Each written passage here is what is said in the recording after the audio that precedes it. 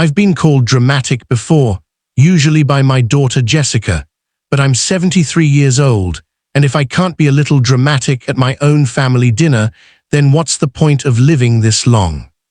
The whole disaster started innocently enough. My granddaughter Emily was celebrating her promotion to senior analyst at some tech company I can barely pronounce. The girl's brilliant, takes after me obviously, and she wanted to treat the whole family to dinner at Ocean View Prime, one of those fancy steakhouses where they don't list prices on the menu because if you have to ask, you shouldn't be there. "Grandpa, order anything you want," Emily had said when she called to invite me. "This is my treat, and I want to celebrate with everyone who supported me." I raised that girl half the time when Jessica was busy building her real estate empire, so damn right I supported her. I taught Emily how to ride a bike, helped with her math homework, attended every single soccer game, even when my knees were screaming. I was there. So there we sat last Saturday night. Me, Jessica and her husband Tom, Emily and her husband Marcus, and Marcus's mother Patricia. 6 of us around a circular table with a view of the harbor, tiny candles flickering, making everyone look 10 years younger except me. I still looked 73. The waiter appeared, impossibly young and eager, rattling off specials that all cost more than my first car. When he got to the surf and turf, a butter-poached lobster tail with a 16-ounce prime ribeye, I felt my mouth water. I hadn't had a good steak in months, not since my doctors started making noises about cholesterol. "I'll have the surf and turf," Patricia announced, not even looking up from her menu. "Medium rare on the steak, and make sure the lobster is from Maine, not those frozen ones." The waiter nodded, scribbling notes. Then it was my turn. I cleared my throat. "I'll take the same, surf and turf medium rare." "Dad," Jessica's voice cut through the air like a knife through butter, "that's $120. The table went quiet. Even the couple at the neighboring table seemed to pause their conversation. "I'm aware," I said evenly. "Emily said to order what I wanted." "Emily," Jessica turned to her daughter, her smile tight and controlled.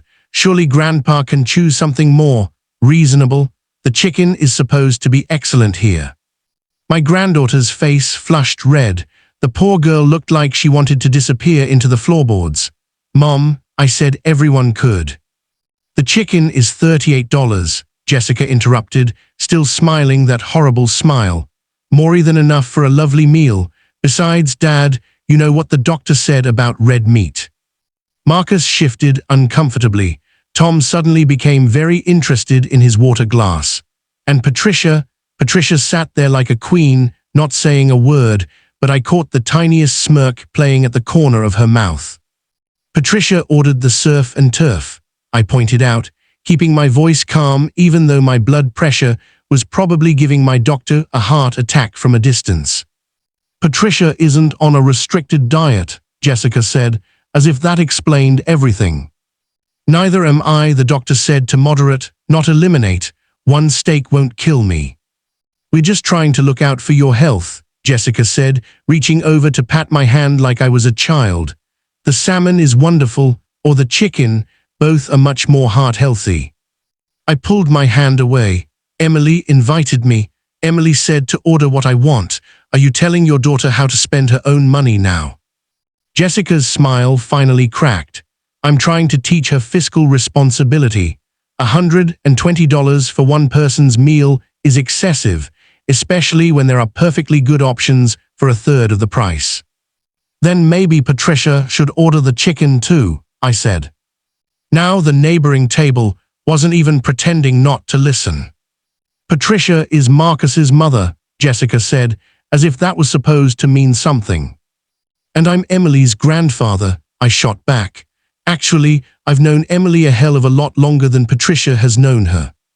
Patricia finally spoke up, her voice dripping with honey. "Jessica, really, it's fine. If Harold wants the expensive meal, let him have it. Emily can afford it, I'm sure." She was taking Jessica's side while pretending to take mine. I'd seen this woman in action at enough family gatherings to know her game. She was solidifying her position as the good, reasonable mother-in-law while making me look like the difficult one. Grandpa, Emily said softly, her eyes pleading. Please, just order whatever you want. That's why we're here. But the moment was poisoned now. Everyone was looking at me. The waiter stood there, pen hovering over his pad, probably wondering if he'd get hazard pay for this table. I looked at Jessica, really looked at her. When had my little girl become this person? The one who'd nickel and dime her own father at her daughter's celebration dinner, but let her daughter's mother-in-law order the most expensive thing on the menu without a word. You know what? I set my menu down. I've lost my appetite. I'll have a cup of soup, whatever's cheapest. Dad, don't be like that, Jessica started. No, you're right, I said. Fiscal responsibility is important. Can't have me draining Emily's bank account with my extravagant elderly appetite. Emily's eyes filled with tears. Grandpa, please. It's fine, sweetheart, I said, softening my voice for her because none of this was her fault. The soup will be perfect. The rest of the dinner was excruciating. Patricia made a show of enjoying every bite of her surf and turf, commenting on how perfectly cooked everything was. Jessica and Tom talked too loud about nothing. Marcus looked like he wanted to be literally anywhere else. Emily barely touched her food. And me, I had my cup of soup, a watery bisque that cost $18 and tasted like regret. When the check came, Emily grabbed it immediately. I watched her eyes scan the total, saw her pull out her credit card without hesitation. My beautiful, successful granddaughter who'd worked so hard for this moment, this celebration, and her mother had ruined it over $120. As we were leaving, Emily caught up with me in the parking lot. Grandpa, I'm so sorry, I didn't know Mom would. Not your fault, honey, I said, hugging her tight.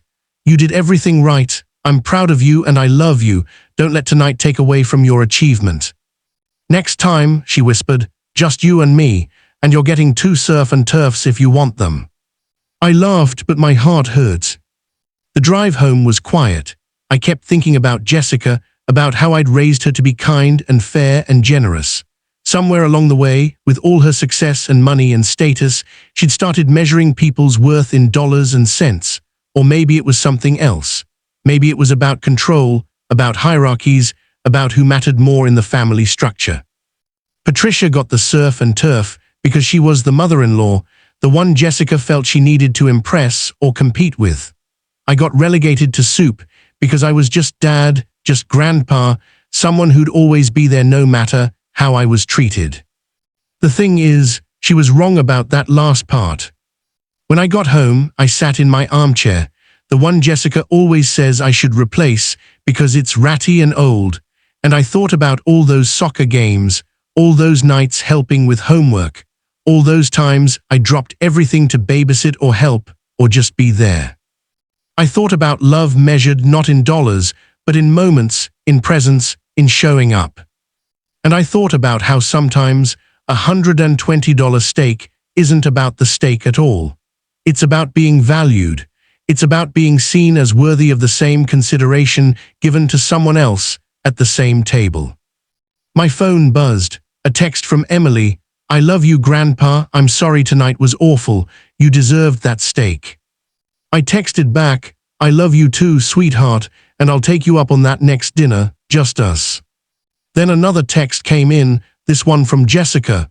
You really embarrassed me tonight, Dad.